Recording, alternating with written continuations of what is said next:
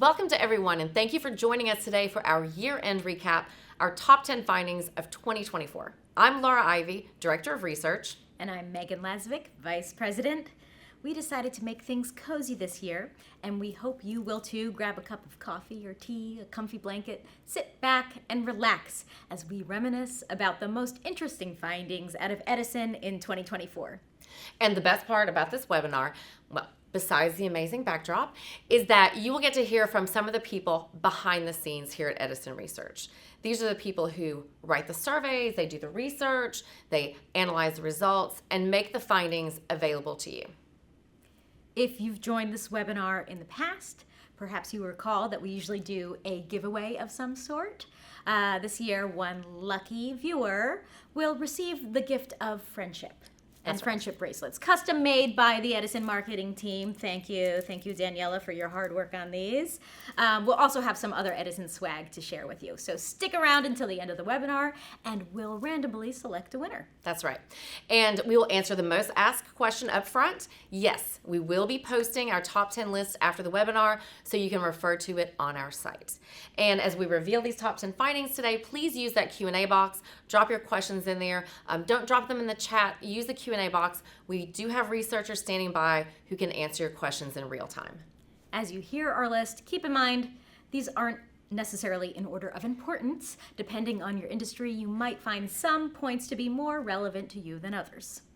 So let's get to it. Let's start with our first finding from Nicole, who is an integral part of the team that brings you the Infinite Dial, the longest running survey in the U.S. of digital consumer behavior.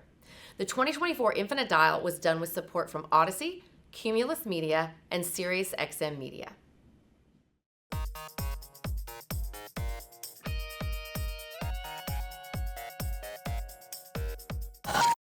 Hi, I'm Nicole Benyamini, Vice President here at Edison Research. I'm part of the team that brings you the Infinite Dial, our annual benchmark study that trends and measures the digital media consumption in the U.S. and beyond. I'm proud to bring you this year's top 10 finding from the Infinite Dial, which is that smart device triumph is nearly complete. Our 2024 Infinite Dial report found that 93% of Americans age 12 plus own a smartphone, smart TV, or smart speaker. This staggering percentage represents the 267 million people who are able to access content anywhere, anytime, and no matter what they are doing. First, a look at smartphones. Today, 90% of Americans 12 plus, nearly 260 million Americans, have one in their pocket. These mini computers truly have become our primary connection to the world, from listening to podcasts, to booking vacations, to managing our family calendars. Next, the smart TV. Like the phone, the television has evolved tremendously in the last 50 years, transforming from large, staticky pieces of furniture to sleek devices with bright colors, crisp resolution, and connection to the internet. Our 2024 report showed that 72% of Americans 12 plus own a smart TV, which means they are able to easily access all of the apps and services they currently use on their phones, but in a much bigger way. And last, the smart speaker. Approximately 1/3 of Americans age 12 plus own at least one voice-enabled speaker, such as the Amazon Echo, the Google Nest, or the Apple HomePod. And many of them have at least 3 of these devices in their household. Aside from offering instant news updates and answers to random questions from my children, these speakers offer easy, hands-free, and voice-activated access to music, podcasts, audiobooks, and more. With so many of us having these smart devices at our disposal, it's no wonder that our media consumption has grown so much. We at Edison look forward to seeing how these devices, as well as all the new ones to come, will continue to change our lives. Thank you, Nicole. The next finding is from our election team. Edison Research is the provider of election data to the National Election Pool. We employ thousands of interviewers and vote collectors to bring in data that helps us learn about the U.S. electorate. With the finding from our election team, here's Kelly.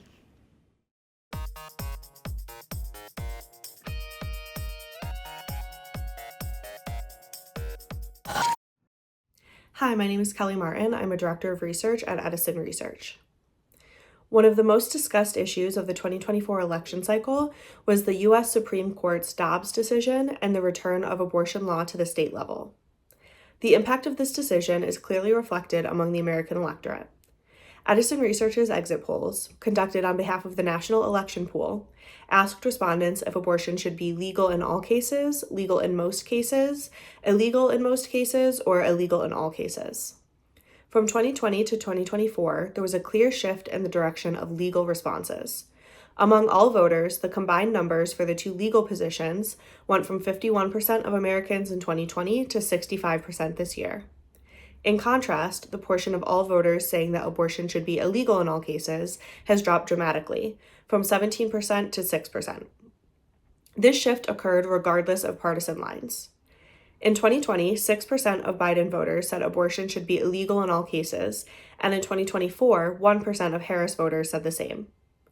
As far as Trump voters, the number of those saying abortion should be illegal in all cases has collapsed over the last 4 years. In 2020, 29% of Trump voters said abortion should be illegal in all cases. In 2024, only 10% said the same.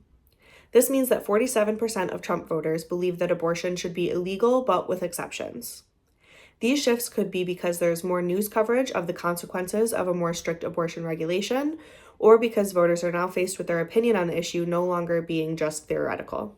When it comes to the abortion issue, the end of Roe seems to have changed attitudes, but not necessarily votes, at least on the presidential level. Thank you, Kelly. What's fascinating about the exit polls is that without them, we would only know the number of votes as the outcome from an election. But with the exit polls, we can understand more about what motivates voters. We also do exit polling outside of the U.S. So here with a little bonus finding from the election team is Rob.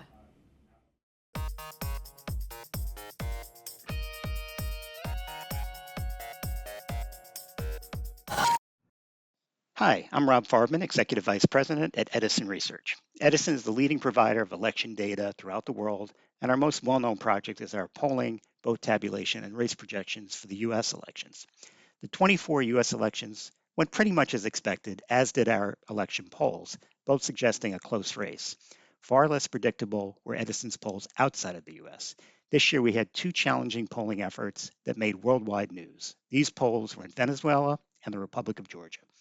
In Venezuela, for the July 2024 election, the polls showed President Nicolas Maduro as the clear underdog. Maduro is likely to lose by a very wide margin to the opposition leader, Eduardo Gonzalez. Our exit poll on election day largely matched the pre-election polls, showing Gonzalez winning in a landslide with 65% of the vote. It was an exit pollster's dream, a landslide victory and an easy race call. But when the polls closed, the Electoral Council announced a shocking result that Maduro had in fact won with 52% of the vote. Since the election, Maduro has imprisoned opposition supporters and Gonzalez has fled to Spain, and Edison's exit poll remains one of the strongest pieces of evidence of electoral fraud as Venezuelan people continue their struggle.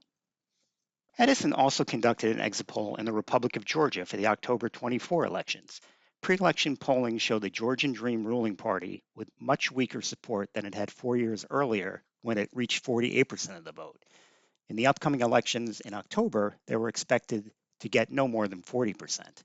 When the official results were released, the ruling Georgian Dream Party had actually exceeded their 2020 vote by 5% and had 53% of the vote and a majority in parliament. Edison had been working in Georgia since 2012, and we've had a record of polling accuracy in our exit polls.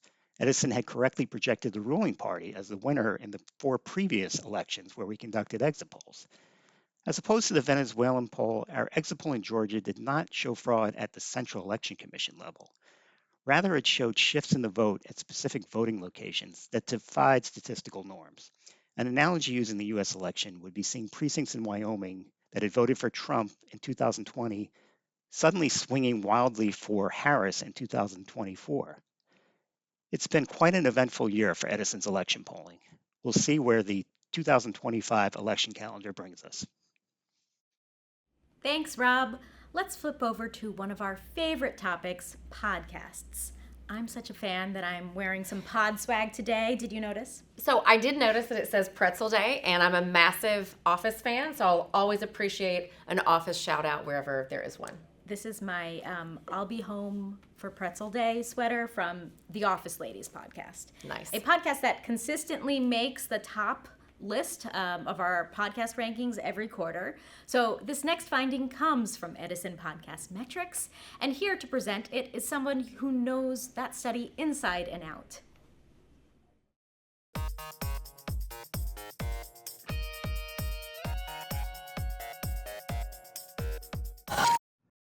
Hi everyone, it's Melissa Kishie, Senior Vice President here at Edison Research.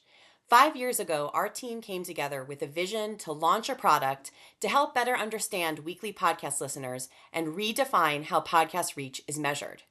Through collaboration, innovation, and dedication, Edison Podcast Metrics was born and is now an indispensable tool to creators, networks, agencies, and advertisers alike. While many eagerly anticipate the release of our top podcast lists in the US and the UK each quarter, Edison Podcast Metrics provides a treasure trove of insights into how, when, and where weekly podcast listeners engage with their content. One thing we've tracked from the beginning is the service weekly podcast listeners use most often to listen to podcasts. When Edison Podcast Metrics kicked off in late 2019, Apple Podcasts dominated with 25% of weekly podcast listeners choosing it as the service they use most to listen to podcasts. It surpassed YouTube at 20% and Spotify at 13%. Fast forward to 2021, and we see Spotify jump ahead with 26% of weekly podcast listeners choosing it as the service they use most to listen to podcasts. YouTube stayed fairly steady at 19%, while Apple Podcasts dipped to 18%. Finally, just recently, YouTube, the platform most often associated with video content, has risen to the top. As of Q3 2024, 30% of weekly podcast listeners choose YouTube as the service they use most often to listen to podcasts. Spotify moves to second at 29%, and Apple Podcasts drops to 15%. With Spotify doubling down on video, we may continue to see shifts in podcast listener habits. Luckily, Edison Podcast Metrics will be there to measure them and keep the industry up to date. Look for more 5-year trending data from the Edison team in early 2025. Happy anniversary, Edison Podcast Metrics. Congratulations! Woo! Edison Podcast Metrics on reaching your 5-year anniversary. Even in such a short period of time, the service has been able to track changes in the habits of thousands of podcast listeners. As you can see, listeners can choose to listen to a podcast on YouTube, or they could choose to have a snowy window in the background of their webinar. And even though Edison Podcast Metrics is a subscription service, you can find many insights on our site. With our next finding from Edison Podcast Metrics is Matt.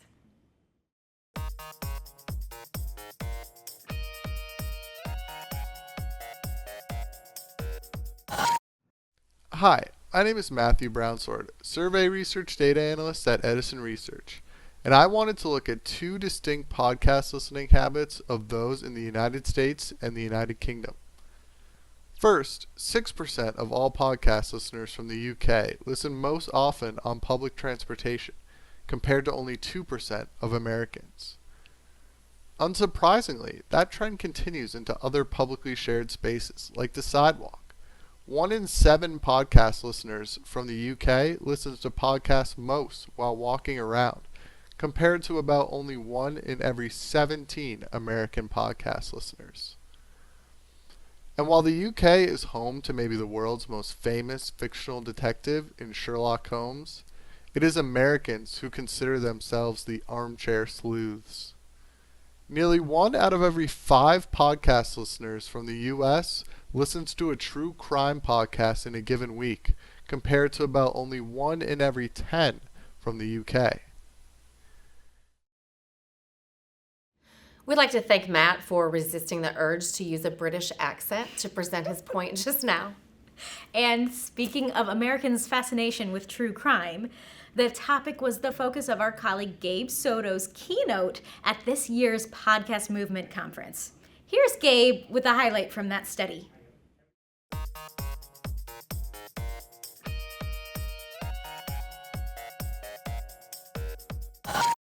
Hello and happy holidays. My name is Gabriel Soto, Senior Director at Edison Research.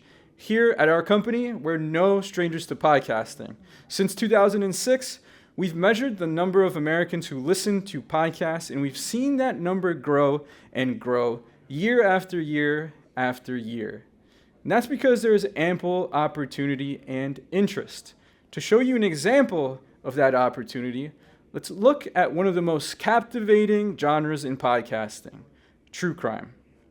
In our True Crime Consumer Report, sponsored by AudioChuck, we spoke to a particular group of interest, Americans who enjoy true crime, and they listen to podcasts, but have not yet married the two. They have yet to listen to true crime on podcasts, but could be on the verge of doing so. My top finding of 2024 is the enormous number of people this profile applies to. 48 million Americans are on this boat. That's more people than the population of Canada, which puts into context the incredible opportunity for true crime creators, and one example why podcast listening continues to grow. These people are this close to becoming true crime podcast listeners, and we did ask them, what would get you to take that next step? What would get you to listen? To find out what they said and more, you can read the True Crime Consumer Report for free thanks to AudioChuck on edisonresearch.com. Thank you, Gabe. This is a great finding because it highlights an opportunity for the podcast industry, and we love presenting actionable data. The next finding also relates to podcast listening, and it's a sneak peek. We haven't even presented the webinar yet. So here with the next finding is Daniela.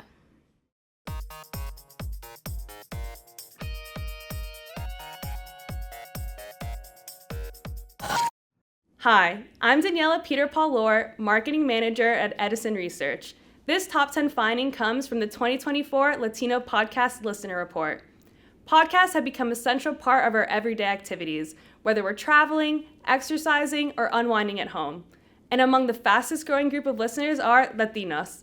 Let's explore how Latino listeners are influencing the future of podcasting. In this year's Latino Podcast Listener Report, we found that 43% of U.S. Latinos age 18 and older listen to podcasts on a monthly basis, a 5-point increase from last year. Among these monthly listeners, 43% have listened to or watched podcasts with others. Breaking it down by gender, 44% of male U.S. Latino listeners listen or watch podcasts with others, and 41% of U.S. Latina listeners do the same. When we look at age groups, some interesting patterns emerge. Among those aged 18 to 24, 47% are likely to share their podcast listening experience with others. 23 to 34-year-olds are close behind at 46%, and listeners aged 35 to 44 are the most likely to listen or watch podcasts with others at nearly half, 49%. Those aged 45 to 54 also listen to podcasts with others at 46%. And finally, those aged 55 and older are the least likely to co-listen at only 25%. Overall, this data shows us that the younger the listener, the more likely they are to listen or watch podcasts with other people. This is the 5th year we've released the Latino Podcast Listener Report, and the insights keep getting better. These findings offer a deeper understanding of Latino listeners' preferences and behaviors. So stay tuned. The full report will be available next week, packed with even more insights into how Latino audiences are engaging with podcasts. Thank you, Daniela. As she mentioned, our brand new Latino Podcast Listener Report will be presented 1 week from today. So you still have time to sign up for that if you haven't already. Our next point comes from a study we did with SiriusXM Media and Group M on sports fans. Here's Salma.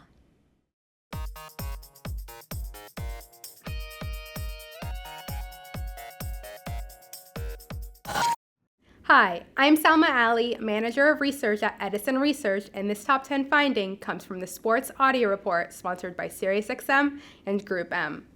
This year, we reported that a majority, 57% of women in the U.S. aged 13 plus are sports fans. That's about 83 million women. And these women are not just sports fans, they're dedicated sports audio listeners. 1/3 of female sports fans say they tuned into sports audio in the week before taking the survey.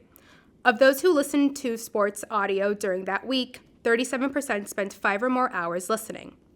And they're not just doing it alone. Female sports audio listeners love sharing the experience. 80% of female sports audio listeners have ever listened to sports audio with friends or family, compared to 73% of male sports audio listeners. For many women, following sports is a social activity. 58% of female sports fans say they socialize with others while watching or listening to sports content. Sports aren't just entertainment for them, they're a way to connect. The sports audio industry has a clear opportunity here to create more variety and representation in sports content for women, because female fans are here, they're listening, and they're ready for more. Thank you, Salma, for presenting more data that highlights opportunities, and this time with women's sports fans. You know, these custom studies give us a chance to look at specific groups of listeners and where listening habits intersect with other characteristics, such as sports fandom. That sports study was a 3-part series, and you can access that for free on our site. For our next point, we're going to take a break from the spoken word audio and focus on music. Here with the next finding is radio vet and music fan, Karina.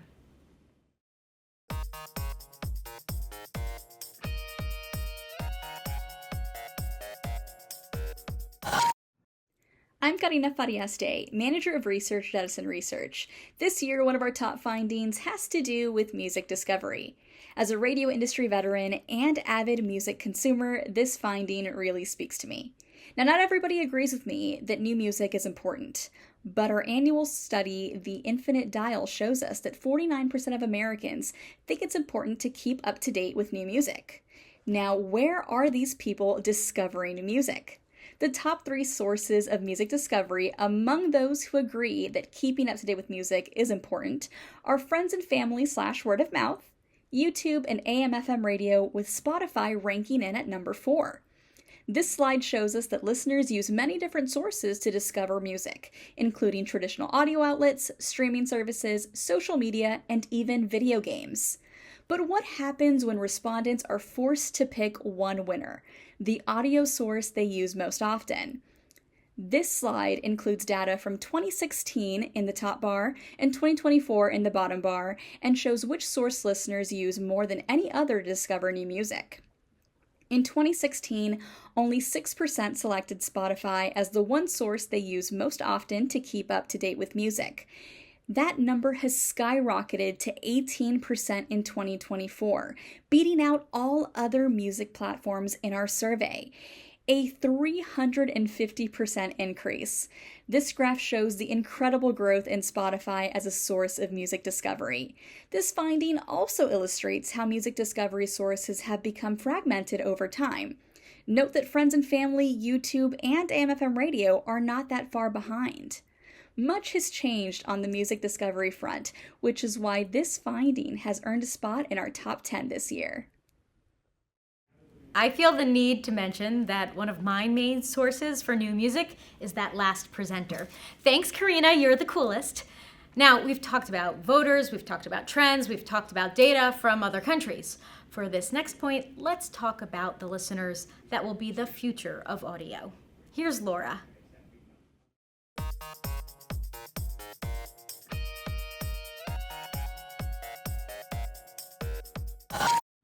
Hi, I'm Laura Sylvia, and I'm a Vice President at Edison Research.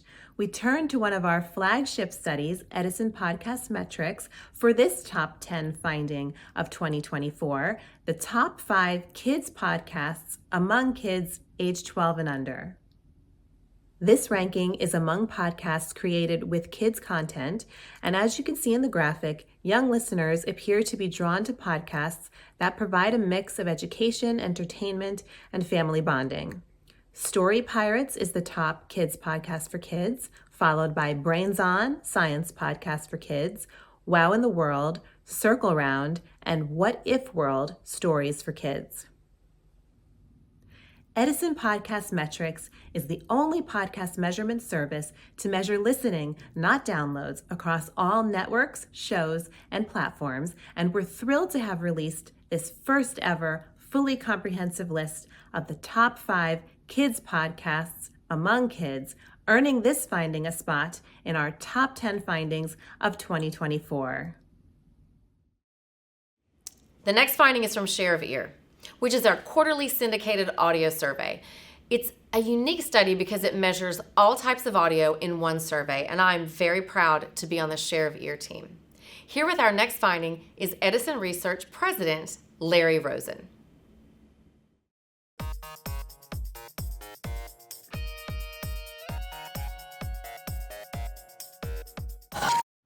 Hi, I'm Edison Research President Larry Rosen, and I'm excited to present this top 10 finding, which comes from our benchmark Share of Ear study, which celebrated its 10th anniversary this year.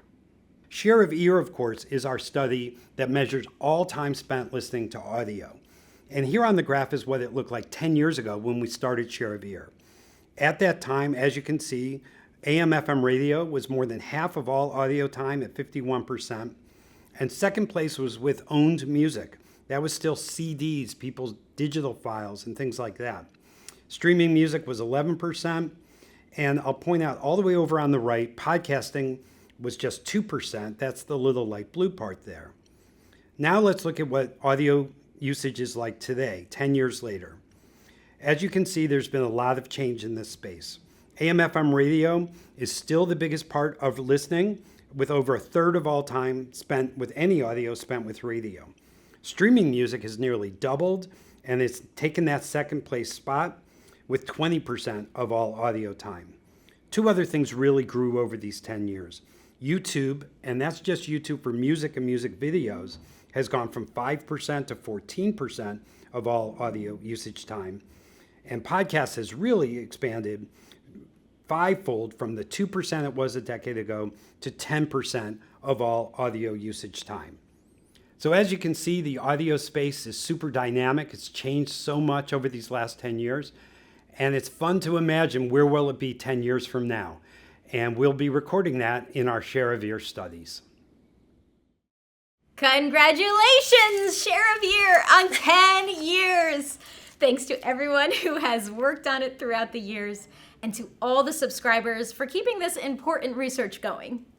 And of course, because we have so many favorites, we have a bonus finding for you today. This one is not necessarily election related. It could be considered election adjacent, and you'll see what we mean. This one comes from the Infinite Dial 2024. We saw the smart device finding from Nicole earlier from the Infinite Dial, and another metric we get from that study has to do with social media usage. One of the big findings from this study has been the documented decline in Twitter users. When we first asked about Twitter in 2010, 7% of the US population said they used Twitter. By 2022, that number had climbed to 27% and held at 27% in the 2023 study as well. Then, not long after we fielded the 2023 study, Elon Musk purchased that social media service. And here's the survey data from just the past 2 years. In 2023, Infinite Dial estimates placed Twitter with 77 million users. When we fielded it just 1 year later, we estimated that user base at 55 million. The change from 27% to 19% represents a 30% drop in users, or about 22 million lost people. When we field Infinite Dial again this year, we're eager to see how these numbers have changed. And on a related note, make sure you follow Edison on Blue Sky. Yes, you'll find us on Blue Sky, and that data just shows how important it is to keep up with all of these trends. So we just want to thank you today for taking time to reflect on a year of research.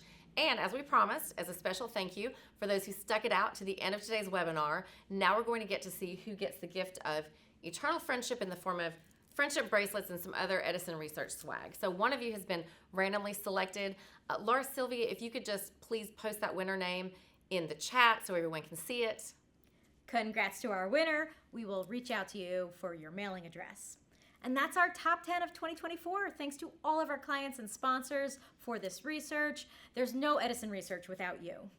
And we have to give a huge shout out to everyone behind these findings for all of your hard work. Thanks for all you do to get these insights into the world. And thank you to the webinar team for the work in staging this production. You can visit edisonresearch.com to view the videos from today, and you can sign up for our weekly Insights newsletter if you would like to receive data like this on the regular. Thank you all for joining us today, and have a happy holiday. Happy holidays!